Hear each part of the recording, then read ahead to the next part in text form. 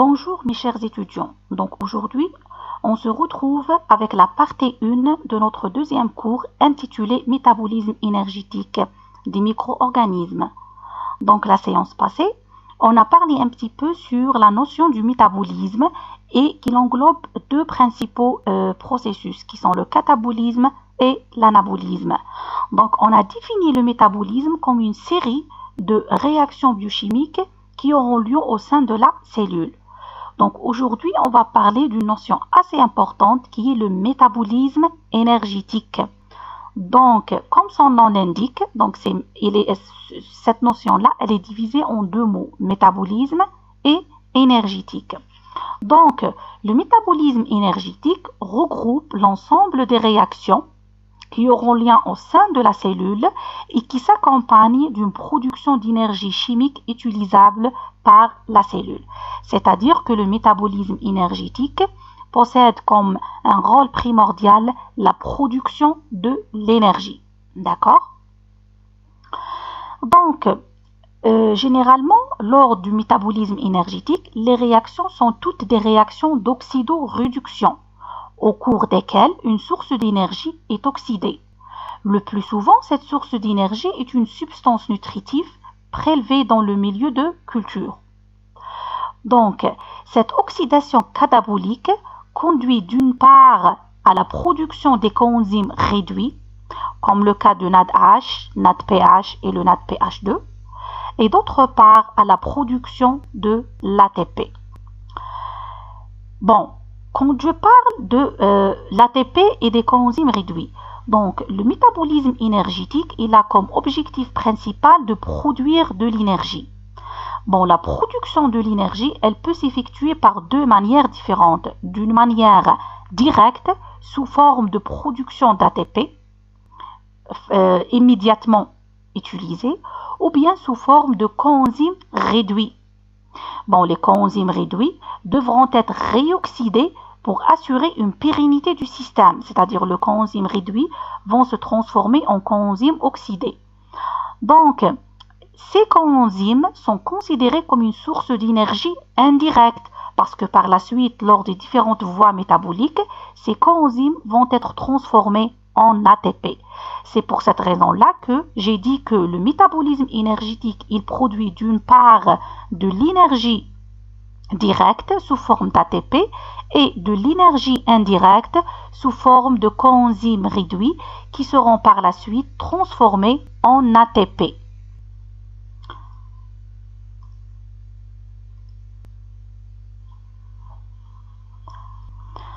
Donc, chez les cellules bactériennes et chez les archéés, l'ATP est formé sur la membrane cellulaire, tandis que chez les eucaryotes, les réactions se produisent principalement dans les mitochondries.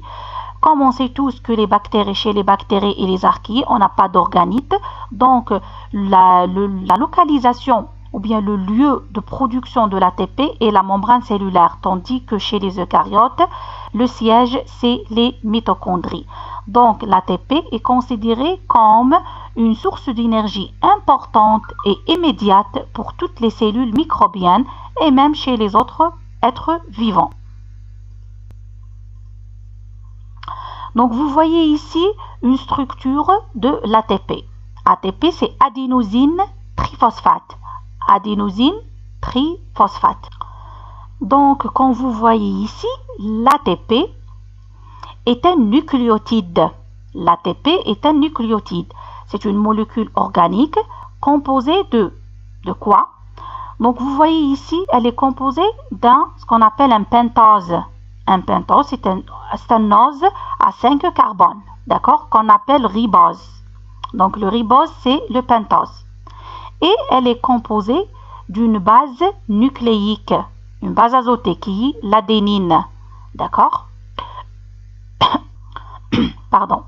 Donc, la combinaison du ribose avec de l'adénine, vous voyez ici le rectangle vert, ça donne naissance à un nucléoside. Donc, ça donne naissance à un nucléoside. Dans notre cas, c'est l'adénosine. C'est l'adénosine. Donc, un nucléoside, c'est le regroupement d'un pentose plus une base nucléique, une base azotée. Dans le cas de l'ATP, c'est le ribose et de l'adénine. Et ça donne naissance à l'adénosine, le nucléoside adénosine. Triphosphate, parce qu'on a 3 groupes de phosphate. D'accord?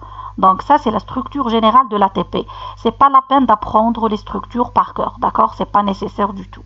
Parce que vous aurez toutes les structures sur Internet, sur les livres, les polycopiés.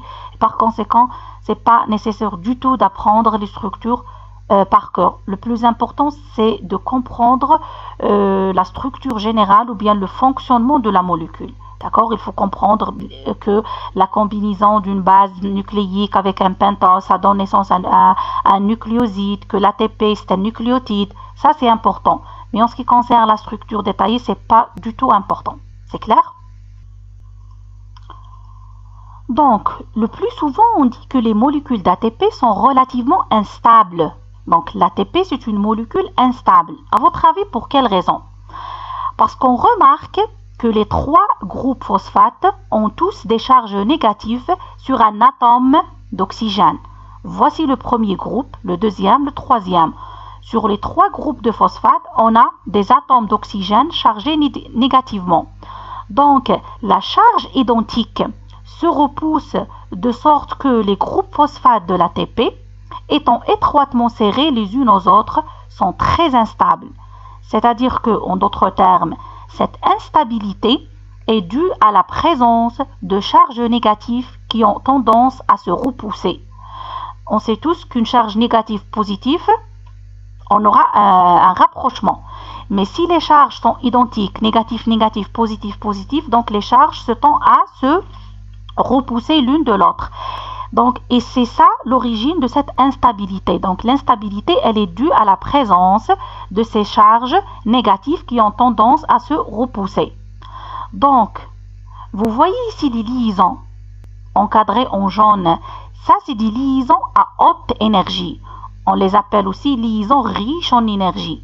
D'accord? Ces liaisons, c'est des liaisons qui maintiennent le dernier groupe, le dernier et l'avant-dernier groupe de phosphate, et ces liaisons-là qui maintiennent la molécule d'ATP un petit peu en état de plus ou moins de stabilité. D'accord? Mais une fois l'ATP est scindé, c'est-à-dire cette liaison entre le deuxième groupe et le troisième groupe, elle est scindée, c'est-à-dire elle est brisée ou bien coupée pour former ce qu'on appelle de l'ADP plus PI. PI, c'est le phosphate inorganique. PI, P, c'est phosphate, I, inorganique. D'accord? Donc, si cette liaison-là, elle est rompue, donc on obtient de l'ADP, cette molécule-là, plus PI. D'accord? Et à ce stade-là, la molécule, elle est plus stable. Si on va rompre cette liaison ici, la molécule, elle devient plus stable. Donc, l'instabilité de la molécule d'ATP, elle est due à ces charges négatives qui tendent à se repousser l'une de l'autre. Donc, c'est pour cette raison-là qu'on a dit que l'ATP est une molécule instable. Et quand on compare l'ATP avec l'ADP, donc l'ADP, c'est une molécule plus stable que l'ATP. Pour quelle raison? Parce qu'on a déjà perdu un groupement phosphate qui comprend un atome chargé négativement. Donc, quand on parle de l'ADP, on a uniquement 2 atomes chargés négativement, tandis que chez l'ATP, on a 3. Et par conséquent, l'instabilité chez l'ATP, elle est beaucoup plus importante que chez l'ADP. Donc, vous voyez ici un autre schéma illustratif. Donc, vous voyez ici la molécule d'ATP. Donc, quand la liaison ici, elle est cassée, donc, qu'est-ce qui va se passer? D'un côté, on va obtenir de l'ADP plus PI, mais comme il s'agit ici d'une liaison hautement énergétique, donc on va produire quoi? On va produire de l'énergie immédiate. Bien sûr, si on coupe cette liaison-là, on va obtenir plus d'énergie, et ainsi de suite. Donc, c'est pour cette raison-là, vous voyez ici, le signe de cette liaison-là, il est différent de celle-là. Généralement, le signe de liaison, il est ainsi, d'accord? Mais ici, il est un petit peu incurvé. Ça explique ou bien ça indique qu'il s'agit d'une liaison hautement énergétique. Qu'est-ce que ça veut dire hautement énergétique? C'est-à-dire que une fois on brise cette liaison, on va produire de l'énergie. Bon, je vais vous expliquer une chose ou bien une notion assez importante. Vu que les molécules d'ATP sont instables, donc ils ne peuvent pas être stockés dans la cellule. D'accord? Donc une cellule, elle ne peut en aucun cas stocker de l'ATP sous forme de molécules énergétiques. Pour quelle raison? Parce que la molécule d'ATP, elle est instable et on a vu pour quelle raison elle est instable. Par conséquent, les cellules microbiennes ou même les cellules eucaryotes synthétisent de nombreux composés organiques comme le glycogène ou bien les lipides pour le stockage de l'énergie. Donc c'est pour cette raison-là que par exemple le foie stocke l'énergie sous forme de glycogène. On stocke l'énergie également sous forme de lipides. D'accord? En cas de besoin, le corps, bien la cellule, qu'est-ce qu'elle va faire? Elle va juste dégrader la molécule énergétique pour libérer de l'énergie. Et c'est pour cette raison-là que le corps humain, ou même les cellules eucaryotes ou bien prokaryotes, stockent l'énergie sous forme de molécules énergétiques. Glycogène, lipides ou autres, qu'on les appelle les molécules de réserve ou bien les molécules énergétiques. Mais jamais la cellule stocke de l'énergie sous forme d'ATP. En cas de besoin d'énergie ou bien en cas de besoin, l'énergie chimique de ces molécules peut être libérée dans des réactions cataboliques et utilisée pour reformer ou bien réformer de l'ATP à partir de l'ATP et de PI. D'accord? Donc, en cas de besoin d'énergie, qu'est-ce qu'elle va faire? Elle va juste briser ou bien cataboliser les molécules énergétiques, d'accord, pour former de l'ATP. L'ATP, elle est formée à partir de l'ADP plus PI. Ainsi, les réactions anaboliques sont couplées à la dégradation de l'ATP et des réactions cataboliques sont couplées à la synthèse de l'ATP. Bon, vous voyez ici un petit schéma concernant la notion ou bien le cycle ATP-ADP. Donc, vous voyez ici une molécule d'ATP. En cas de besoin d'énergie, la molécule d'ATP, elle est dégradée, d'accord, elle est hydrolysée pour générer de l'ADP plus PI. Donc, quand on dégrade de l'ATP, donc, on va produire de l'énergie. Le contraire, en cas de besoin, d'accord, qu'est-ce qu'on va faire? On va produire de l'ATP. Bon, comment?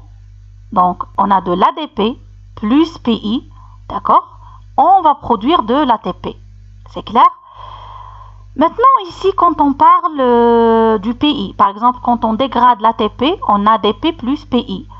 Le phosphate, vous voyez ici X, X est une molécule X. Elle est inactive. Et vous voyez X lié à du phosphate, on a dit qu'il s'agit d'une molécule active. Parce qu'on appelle ça, ce mécanisme-là, la phosphorylation. La phosphorylation, c'est quoi? C'est l'addition d'un groupement phosphate à une autre molécule. Vous voyez ici la molécule, d'accord, c'est X. Quand on a ajouté le phosphate, on a appelé ce processus-là phosphorylation. Et quand on brise cette liaison pour libérer le phosphate, on parle d'une déphosphorylation. Donc l'ajout d'un groupement phosphate, c'est la phosphorylation, d'accord? Et quand on enlève un groupement phosphate, c'est la déphosphorylation. C'est clair? Généralement, le produit, quand il est phosphorylé, il devient actif. D'accord? Une molécule, quand elle est phosphorylée, elle devient active. D'accord? On appelle ça phosphorylation. La déphosphorylation, c'est l'inverse. C'est quand on enlève un groupement phosphate. Donc, l'ajout phosphorylation, quand on enlève, c'est la déphosphorylation. C'est clair? Je vais parler également de deux processus qu'on a cités la séance passée, ou bien le cours passé. Le catabolisme. Le catabolisme, c'est quand on génère de l'ATP. D'accord? Donc, une réaction qui synthétise ou qui conduit à la synthèse de l'ATP, on l'appelle ça catabolisme. C'est-à-dire que le catabolisme, il est couplé à une synthèse d'ATP, d'adénosine triphosphate. Tandis que l'anabolisme, c'est l'inverse. L'anabolisme, ou bien lors des réactions anaboliques, on a tendance à utiliser, à gaspiller de l'énergie. Donc, on hydrolyse de l'ATP en ADP plus PI. Et j'ai expliqué ces deux notions la séance passée. Donc, l'anabolisme, il est couplé à une utilisation de l'ATP, tandis que le catabolisme est couplé à une synthèse de l'ATP. Et on a compris une chose, quand un substrat, il est additionné d'une molécule ou bien d'un groupement phosphate, on appelle ça phosphorylation. Et quand il est dépourvu ou bien éliminé, ou bien le groupement phosphate il est éliminé, on parle d'une déphosphorylation. Ces deux notions sont assez importantes. J'espère que c'est clair.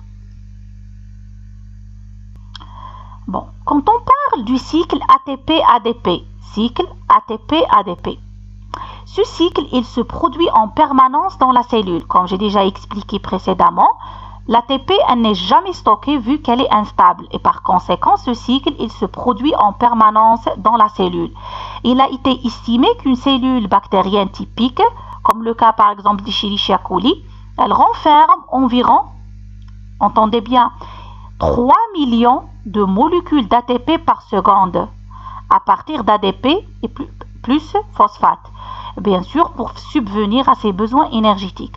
Donc, une cellule comme Escherichia coli, elle produit le cycle ATP-ADP 3 millions de fois par seconde.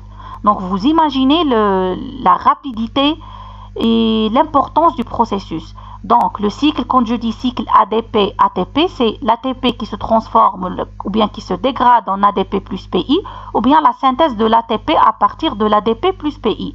Donc, ce cycle, il se reproduit 3 millions de fois par seconde chez une cellule comme celle d'Escherichia coli. D'accord? Afin de subvenir à tous ses besoins énergétiques. Parce que, comme j'ai expliqué précédemment, l'ATP, elle fournit l'énergie nécessaire pour les différentes activités, comme le cas de la fission binaire lors de la multiplication, le mouvement flagellaire lors de la mobilité, le transport actif, la formation de spores, la formation de capsules, et ainsi de suite. Donc, l'énergie ou bien l'ATP, elle est primordiale, même sur le plan chimique, parce qu'elle alimente également la synthèse de différentes composés, comme le cas des protéines, la dégradation, comme le cas de la dégradation des glucides. Donc l'ATP, elle est présente un petit peu partout. C'est pour cette raison-là que ce cycle, il se produit énormément de fois chez une cellule. D'accord? Donc vous voyez ici, c'est un exemple d'une voie métabolique. On a vu lors du cours passé. C'est quoi la signification d'une voie métabolique? Donc A, B, C, d'accord, couplé au cycle ATP-ADP. Donc maintenant, on va combiner les deux. Donc vous voyez A c'est le substrat initial et le C c'est le produit final. Donc vous voyez ici, pour catalyser cette réaction, le A en produit B, on aura besoin d'une enzyme A. Dans cette voie métabolique, l'enzyme A, elle catalyse cette réaction. Mais cette réaction, elle nécessite de l'énergie. Maintenant, la question qui se pose, d'où provient l'énergie qu'on utilise pour catalyser cette réaction? Bon, tout simplement, l'énergie nécessaire, elle provient de l'hydrolyse de l'ATP en ADP plus PI. Donc, quand on hydrolyse de l'ATP, on produit de l'énergie nécessaire pour la catalyse de cette réaction. D'accord? Bon. Lors de la deuxième réaction, donc l'enzyme B, elle convertit le substrat phosphorylé, celui-là, le B, le substrat phosphorylé, en produit final C. D'accord? Cette réaction, c'est une réaction qui libère de l'énergie. D'accord? C'est une réaction qui libère de l'énergie et le phosphate libéré, d'accord, il peut être couplé à une molécule d'ADP pour former de l'ATP. J'espère que c'est clair. Donc la première réaction, c'est une réaction qui nécessite de l'énergie. D'où provient cette énergie? Elle provient de la dégradation ou bien de l'hydrolyse de l'ATP en ADP plus PI. Le groupement phosphate, il va... Donc là, on parlera d'un produit phosphorylé. C'est une phosphorylation ici. D'accord? Parce que le produit ici, le produit B, il a additionner un groupement phosphate. Donc, lors de la deuxième réaction, l'enzyme B va catalyser le B en produit C, mais cette réaction, c'est une réaction qui libère de l'énergie, d'accord? On a libéré le groupement phosphate, et ce groupement phosphate va se lier à une molécule d'ATP pour produire à nouveau de l'ATP. C'est pour cette raison-là qu'on a parlé d'une voie métabolique couplée au cycle ATP-ADP, parce que cette voie métabolique, elle ne peut pas avoir lieu sans le cycle ATP-ADP. C'est clair?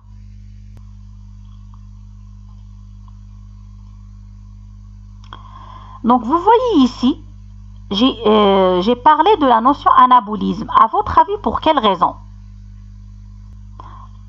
Bon, à votre avis, pour quelle raison? Bon, la réponse, normalement, elle est simple parce que j'ai expliqué précédemment que lors de l'anabolisme, on aura recours à quoi? On aura recours à une dégradation de l'ATP en ADP. Donc, toujours, on consomme de l'énergie. Tandis que cette réaction, c'est une réaction catabolique. Pour quelle raison? Parce qu'on a synthétisé une molécule d'ATP. On n'a pas besoin d'énergie ici, au contraire, on synthétise de l'énergie. C'est pour cette raison-là qu'on a parlé d'une réaction catabolique. Donc ici, vu qu'elle nécessite de l'énergie, c'est une réaction anabolique.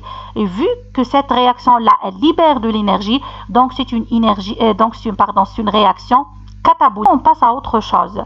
J'ai expliqué précédemment que le métabolisme énergétique, il libère soit de l'ATP, qui est la forme la forme directe et immédiate d'énergie, et on produit également des coenzymes réduits. Maintenant, on va parler un petit peu sur ces coenzymes réduits. Le premier exemple, c'est celui du NAD. Le NAD, c'est, les initiales veut dire nicotinamide, adénine, dinucléotide. D'accord? Bon, le NAD, c'est un coenzyme présent dans toutes les cellules vivantes, eucaryotes ou bien prokaryotes. C'est un dinucléotide. Dinucléotide. Pour quelle raison? Parce qu'il est composé, comme vous voyez ici, le rouge, ça représente le pentose, le ribose. Donc, vous voyez ici, ribose. Et on a, comment dirais-je, les dinucléotides veut dire deux nucléotides. La première unité, c'est l'adénine, d'accord? Deuxième, c'est une unité nicotinamide, d'accord? Plus les phosphates, ici sous forme pyrophosphate, d'accord? Ça, c'est juste un schéma. Vous voyez ici la structure. Donc, vous voyez ici en rouge, c'est les riboses, d'accord? Ici en vert, c'est l'adénine, nicotinamide en jaune, et ici, on a le groupement phosphate. Maintenant, bon, l'adénine, vous connaissez l'adénine, mais c'est quoi la notion de nicotinamide? La nicotinamide, c'est une vitamine hydrosoluble. C'est un dérivé de la vitamine B. On sait tous que la vitamine B, on a plusieurs types de vitamine B, B2, B4, B6, B12 et ainsi de suite. Donc, la molécule nicotinamide, c'est un dérivé de la vitamine B. C'est une vitamine hydrosoluble. D'accord? Maintenant, ça, c'est le NAD. Et on a ce qu'on appelle le NADP. La différence entre le NAD et le NADP en termes de structure, c'est juste au niveau de ce ribose-là, au lieu d'avoir un groupement hydroxyle OH, ici, on a un groupement phosphate. Un autre groupement phosphate ici. C'est ça la différence entre NAD et NADP. Maintenant, vous voyez ici, on a ce qu'on appelle le NAD+, et le NADH. NAD+, et le NADH. Ici, c'est juste une réaction pour expliquer la notion d'oxydoréduction, comme j'ai expliqué lors de la séance ou bien du cours précédent. Le NAD+, c'est la forme oxydée. Le NADH, c'est la forme réduite.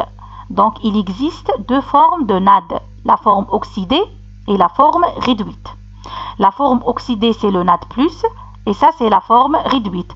Ici, c'est juste pour expliquer le couplet oxydoréduction. Donc, on a donné cet exemple-là. Donc, pour former ou bien pour passer de la forme oxydée vers la forme réduite, donc on aura recours à des réactions d'oxydoréduction. Donc, si vous vous souvenez, quand j'ai donné l'explication ou bien la définition du métabolisme énergétique, j'ai parlé des réactions d'oxydoréduction. Et j'ai dit que toutes les réactions sont des réactions d'oxydoréduction. D'accord? C'est pour cette raison-là que c'est assez important de mettre la différence entre la forme oxydée et la forme réduite. Donc, c'est le NAD+, c'est une forme oxydée. Le NADH, c'est la forme réduite. Et pour passer de la forme réduite vers la forme oxydée, donc vous voyez ici, c'est une réaction réversible. Réversible, c'est-à-dire on peut passer de ce côté-là et on peut revenir. Oxydation-réduction. D'accord? Ça, en ce qui concerne le NAD. Maintenant, on passe au FAD. Donc, vous voyez ici, le FAD. C'est quoi le FAD? C'est la flavine adénine dénucléotide. Flavine adénine dénucléotide. Donc, elle est composée d'adénine, de ribose, de ribitol et de flavine. D'accord? La même chose, le FAD, c'est un cofacteur d'oxydoréduction qu'on peut rencontrer chez les cellules eucaryotes et même procaryotes.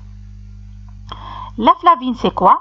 La flavine, c'est un dérivé de la riboflavine qui est la vitamine B2. Donc, c'est comme le cas de la nicotinamide, c'est des dérivés de vitamine B. D'accord? Et ici, la flavine, c'est un dérivé de la riboflavine. Et la riboflavine, c'est le nom scientifique de la vitamine B2. D'accord? La même chose concernant le FAD. On a le FAD, ça c'est la forme oxydée. La forme réduite, c'est le FADH2. FADH2. Donc, vous voyez le FAD.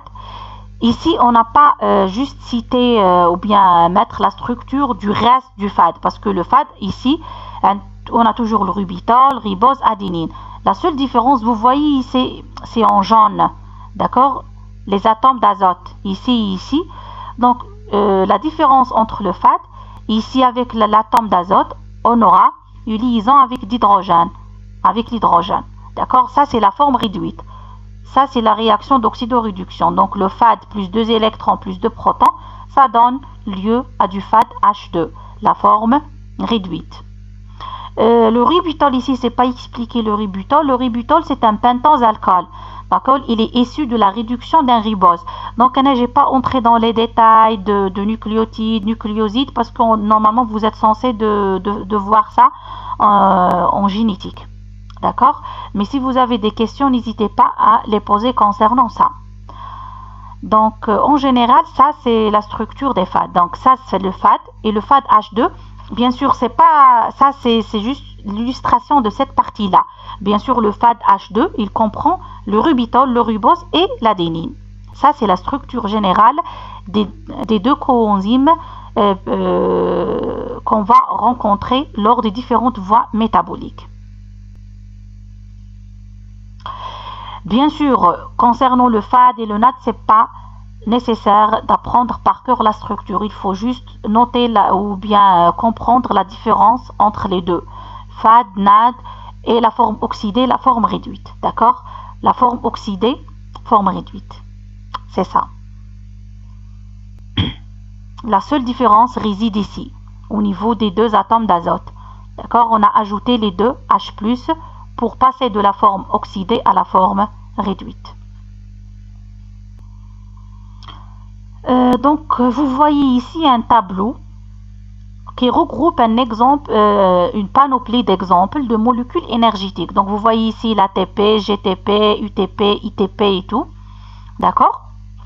Et vous voyez ici d'autres composés comme le cas de l'acétyl-CoA-enzyme A, l'arginine phosphate, le phosphoénol pyruvate, l'acide 1,3-diphosphoglycérique. D'accord? Toutes ces molécules sont considérées comme des molécules énergétiques. D'accord? Donc, vous voyez ici la delta G. D'accord? La delta G, ça représente l'enthalpie libre ou bien l'énergie libre. Et vous voyez ici que l'énergie libérée par l'hydrolyse de l'ATP, GTP, UTP, ainsi de suite, est égale à 7. Tandis que les autres molécules, c'est 10, 12, 8, et ainsi de suite. Donc, on voit ici que l'ATP et bien sûr toute la famille qui va avec, l'ATP, GTP et tout, possèdent uniquement 7, alors que les autres molécules sont beaucoup plus énergétiques. Malgré cela, la cellule, elle utilise cette panoplie-là et non pas les autres molécules. On va voir pour quelle raison. Mais avant ça, pour quelle raison, à votre avis, on a la notion, bien le chiffre ici en négatif, moins 7, moins 10? Parce que ça a une relation avec ce que j'ai expliqué auparavant. Parce que lors de la dégradation par exemple, de l'ATP en ADP plus PI, on va libérer de l'énergie. Donc, quand on libère de l'énergie, donc c'est une réaction exergonique et par conséquent, comment dirais-je, le chiffre, il est en négatif. Tandis que lors d'une réaction endergonique, une réaction anabolique, on va voir, on a par exemple plus 7, plus 10 et ainsi de suite. D'accord? Donc le négatif ici, ça représente que la réaction, c'est une réaction exergonique. D'accord? Et ça représente ce qu'on appelle l'exothermie. Donc on va libérer de l'énergie. Maintenant, revenons aux chiffres. Donc, malgré que les autres molécules, les molécules encadrées en rouge, sont énergétiquement plus élevées par rapport aux molécules GTP, UTP, ainsi de suite. Mais ils ne sont pas utilisés par la cellule. D'accord? Parce que c'est pour deux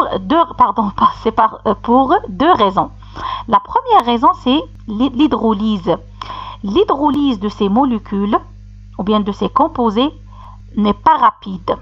D'accord? L'hydrolyse n'est pas rapide au milieu aqueux.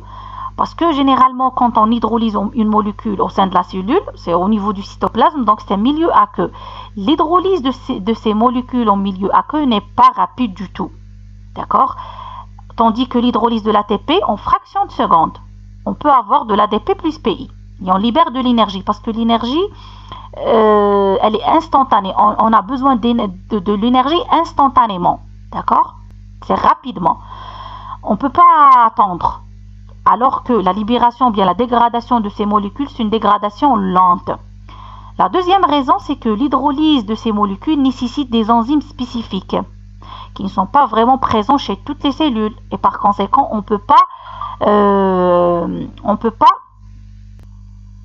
se baser sur ces molécules pour donner de l'énergie pour toutes les cellules vivantes. D'accord? C'est pour cette raison-là qu'on préfère d'avoir moins d'énergie, mais rapidement, et en utilisant moins d'enzymes. D'accord? C'est pour cette raison-là que la plupart des cellules, chez la plupart, toutes les cellules vivantes utilisent l'une de ces molécules. Mais la question qui se pose, vous voyez ici de GTP, CTP, UTP, ITP.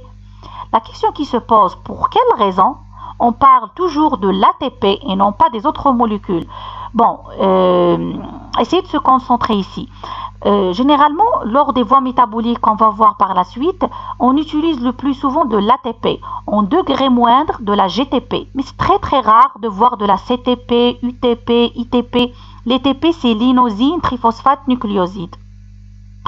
D'accord? I, c'est l'inosine. Uracile, cétonine, et ainsi de suite. Vous connaissez normalement le guanine, cytosine, et ainsi de suite. D'accord?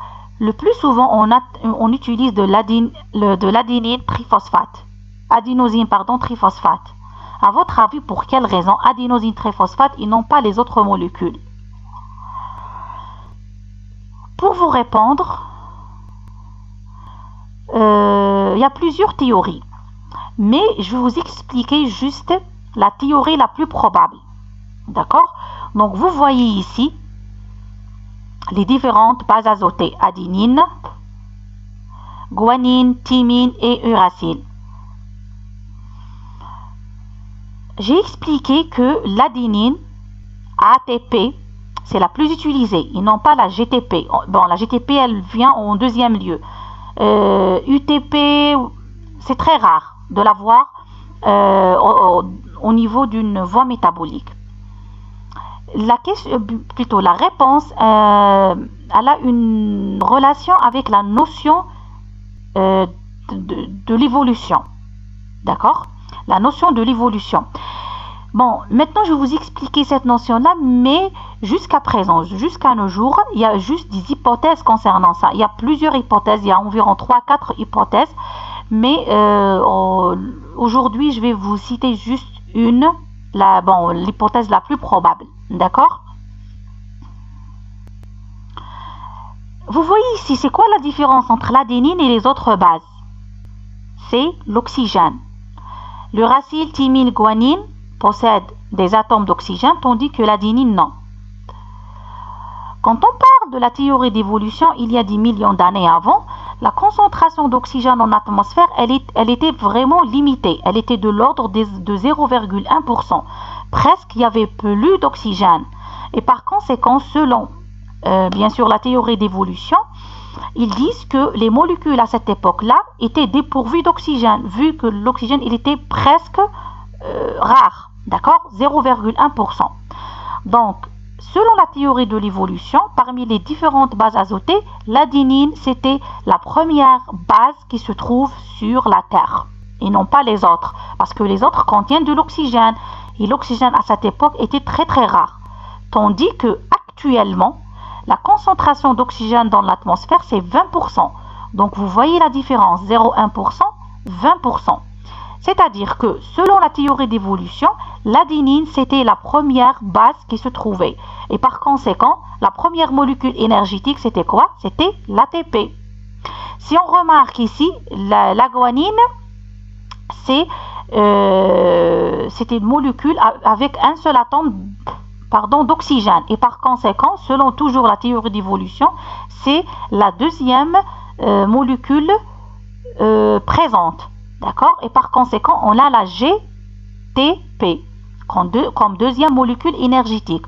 Tandis que la thymine et l'uracile, selon toujours la théorie de l'évolution, contiennent tous les deux atomes d'oxygène et par conséquent, tous les deux proviennent juste après. Et par conséquent, la cellule, quand elle a commencé à produire de l'énergie, elle a commencé à synthétiser de l'ATP, par la suite de la GTP, et elle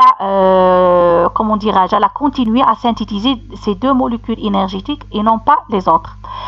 Bon, j'étais un petit peu, non confiante par rapport à ça parce qu'il s'agit toujours d'une théorie. C'est pas prouvé. Jusqu'à présent, on ne sait pas pour quelle raison la cellule, elle préfère d'utiliser de l'ATP et non pas les autres molécules. Parce que lors des différentes voies métaboliques qu'on va voir au fur et à mesure de ce module, on utilise toujours de l'ATP. Dans des réactions très très rares qu'on va utiliser de la GTP, mais jamais les autres molécules énergétiques. Ça, c'est une théorie. Pour les gens qui sont intéressés, vous pouvez chercher plus parce qu'il y a une théorie qui s'appelle by chance theory, qui est une théorie de la chance. Il y a d'autres théories qui sont moins crédibles que celle-là. À mon avis,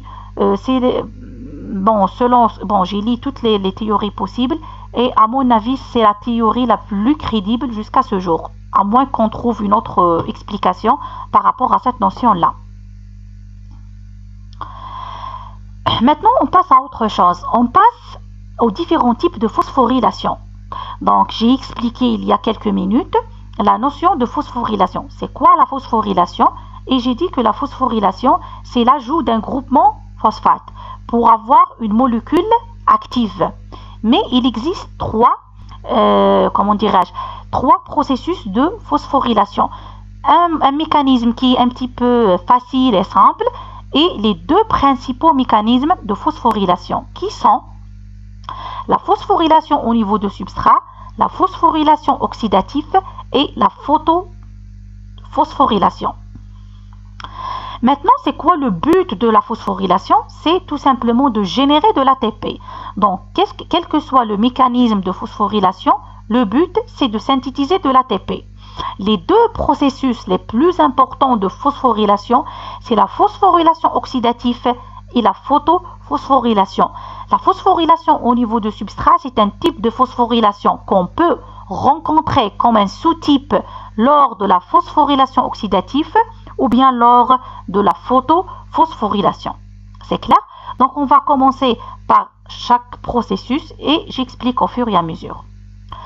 Bon, la phosphorylation au niveau du substrat. Bon, l'ATP est habituellement généré quand le phosphate est transféré directement à partir d'un composant phosphorylé, à partir d'un substrat à l'ADP. C'est-à-dire que vous voyez ici de l'ADP plus PI et on a généré. Donc vous voyez ici de l'ADP plus PI pour générer de l'ATP. Mais la question qui se pose, d'où vient le PI? Donc le phosphate inorganique, il provient de l'hydrolyse, d'accord? Essayez de se concentrer. Il provient de l'hydrolyse d'un composé phosphorylé, c'est-à-dire phosphorylé préalablement, c'est-à-dire avant. Donc voici le composé phosphorylé, le substrat. On aura ici, on va scinder ou bien on va briser la liaison pour libérer le phosphate. Par la suite, le phosphate, il va s'additionner à l'ADP pour former de l'ATP.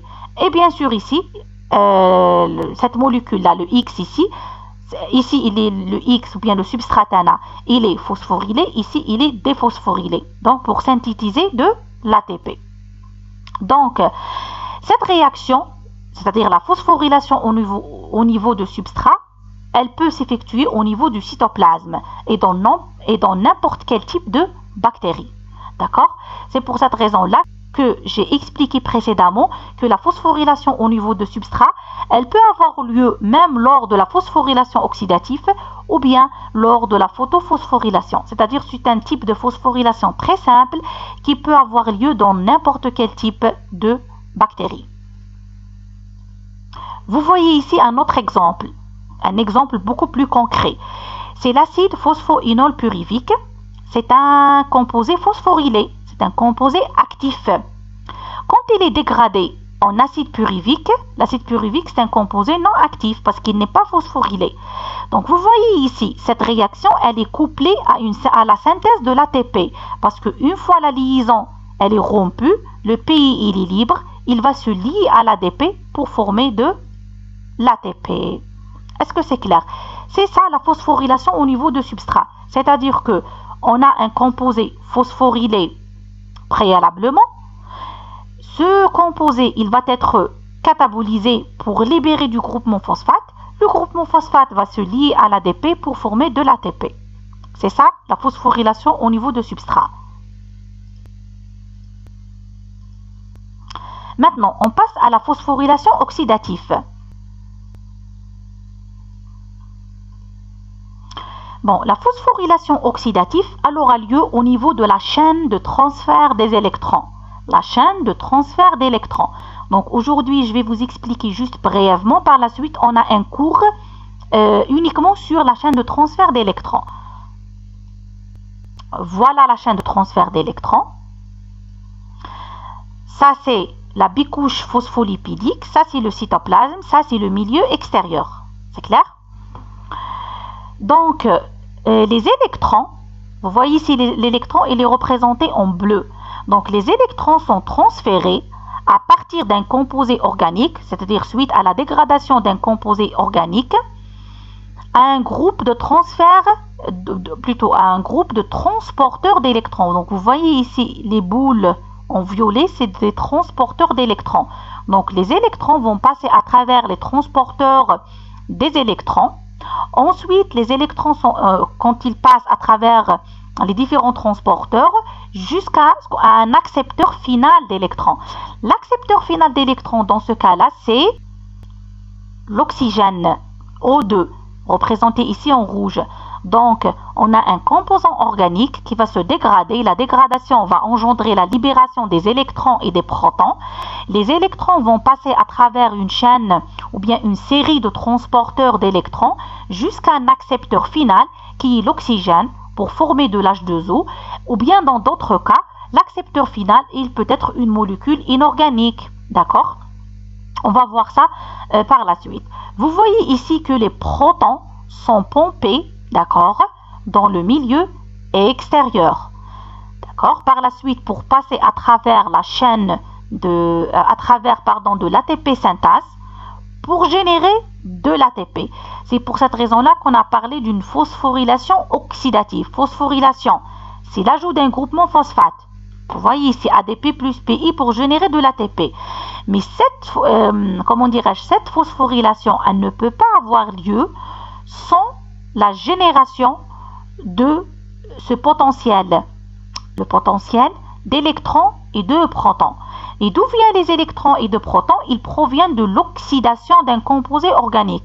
Donc, on doit tout d'abord oxyder un composé organique pour libérer les électrons et pour libérer les protons. C'est le flux d'électrons et de protons qui va générer de l'ATP. Je sais que le processus il est un petit peu ambigu. Par la suite, bien lors du cours prochain, je vais l'expliquer en détail. La chose la plus importante que vous devez retenir, c'est que la phosphorylation oxydative, elle aura lieu au sein de la chaîne de transfert d'électrons. D'accord? Suite à une oxydation d'un composé organique qui libère des électrons et des protons, les électrons vont passer à travers une série de transporteurs d'électrons jusqu'à un accepteur final qui est l'oxygène. D'accord?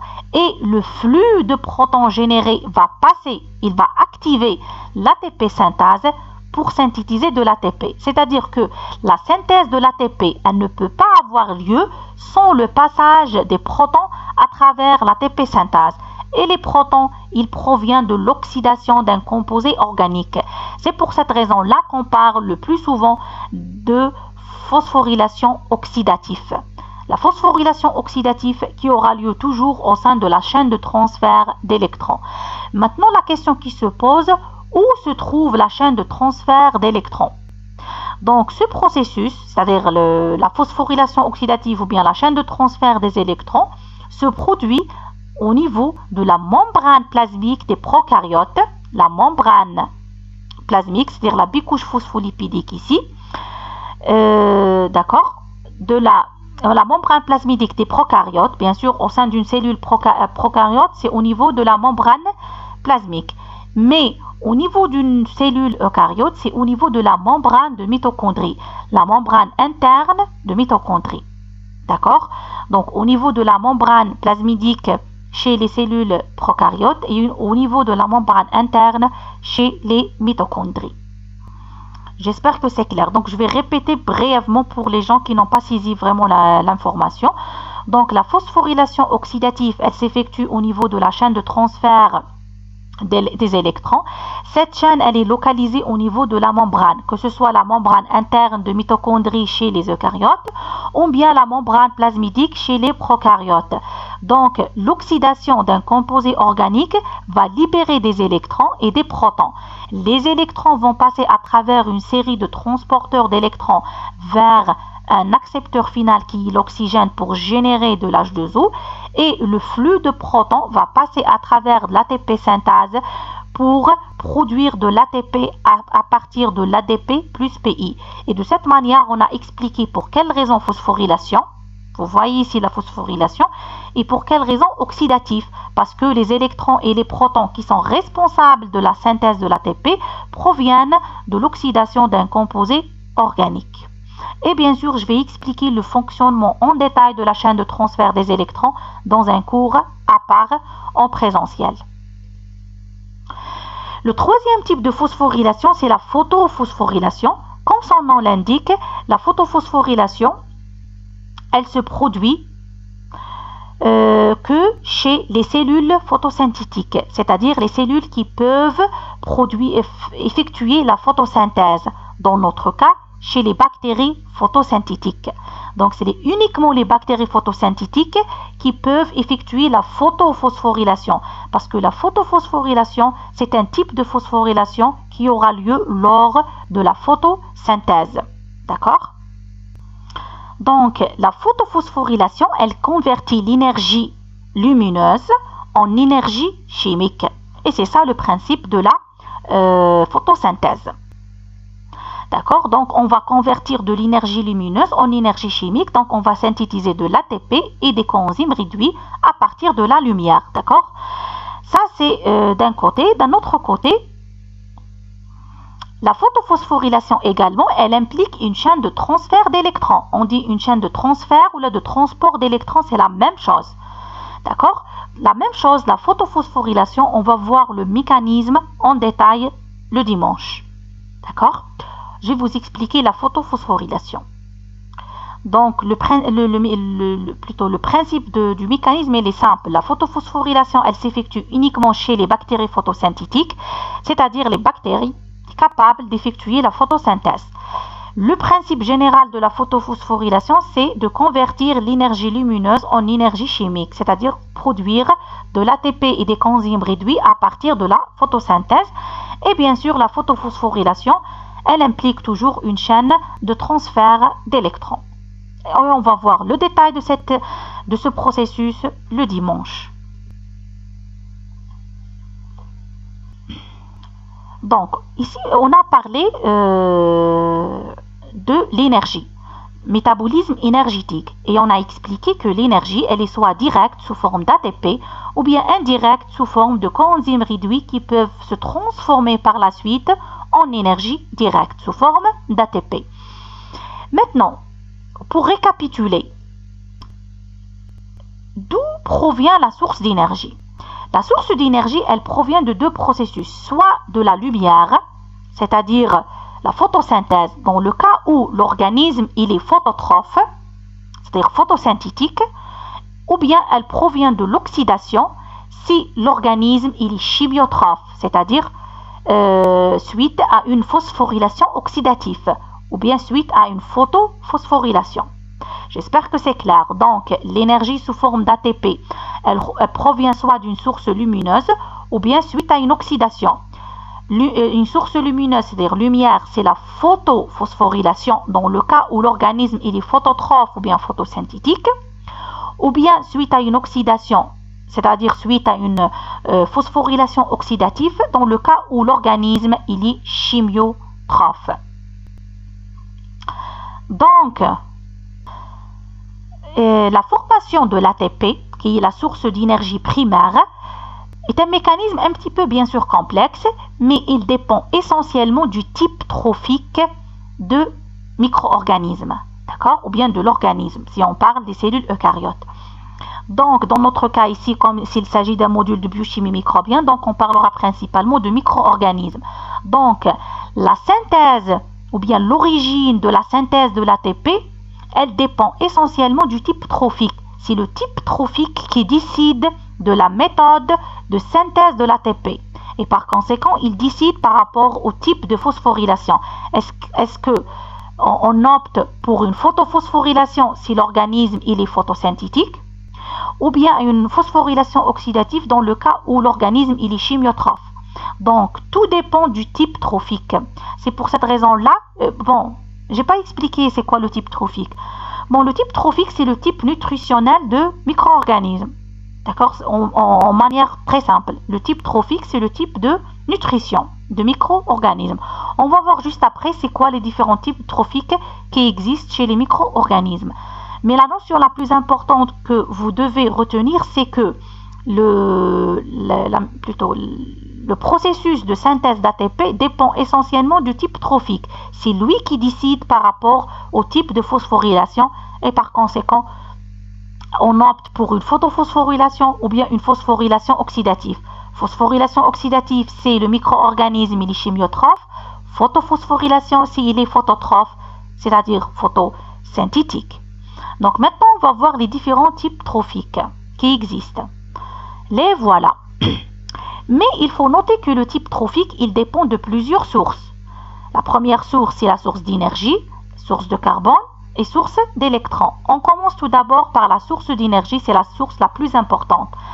La source d'énergie, elle peut être lumineuse ou bien chimique. Et par conséquent, le micro-organisme, il peut être phototrophe ou chimiotrophe. Je suppose que vous avez fait ça l'année passée en microbiologie. D'accord? Donc on dit phototrophe si il est photosynthétique, chimiotrophe si il puise son énergie à partir de l'oxydation. C'est clair? Source de carbone, elle peut être inorganique ou bien organique. Si elle est inorganique, on dit que le micro-organisme il est autotrophe, organique, hétérotrophe.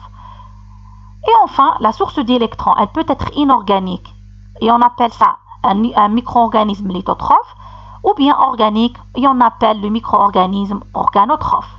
D'accord? Ça, c'est pour juste résumer les différentes sources qui existent, énergie, carbone, électron. Mais maintenant, la question qui se pose, maintenant, on a des combinaisons parce que on ne peut pas séparer la source d'énergie de la source de carbone, de la source d'électron. On a toujours des combinaisons.